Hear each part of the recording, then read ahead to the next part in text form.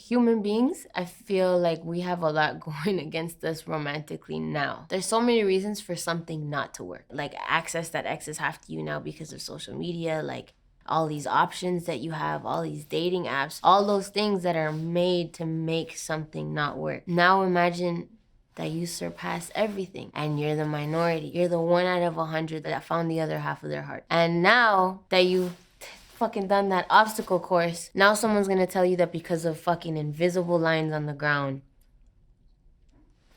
it's over.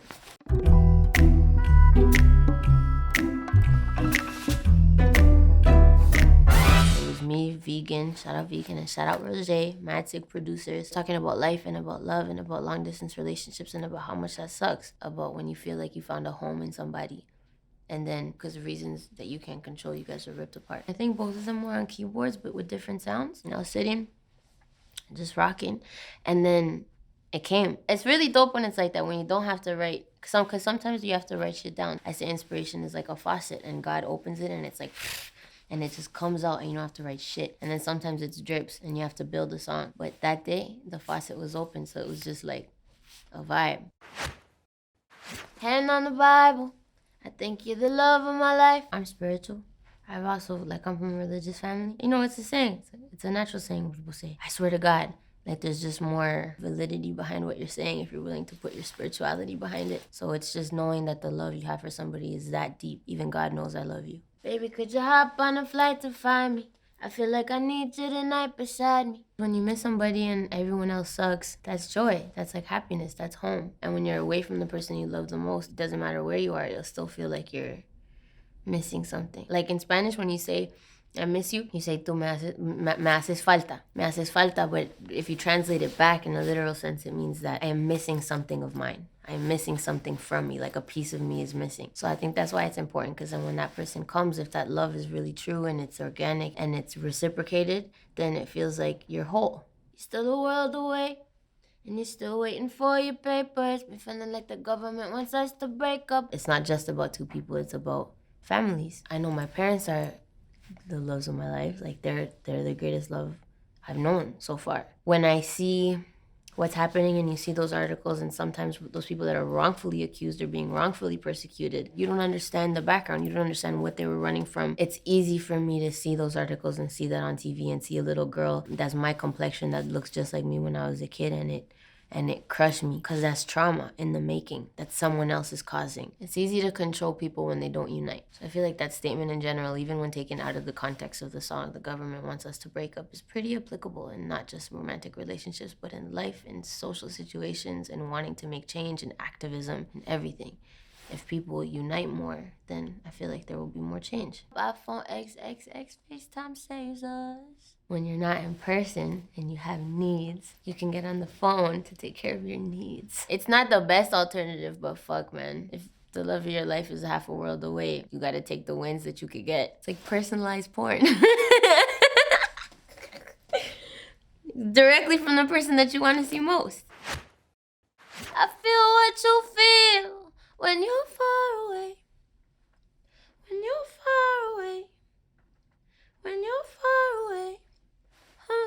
I think when you're really, really connected to somebody, it's like soul level. I'm here and you're there. We're still touching through here. I think when the connection's strong, it's even more evident, because time and space can't really affect it, because we're the same and we come from the same thing and we're still connected. I feel what you feel when you're far away. It's been 100 days since I kissed your face. The second you add a 0 to a 10, it feels like a lot. It just felt like a long time. Imagine going 100 days without seeing the person that you love the most. That sucks. Distance ain't shit because you and I both committed. No fuckboys, no thirsty bitches could ever come between this.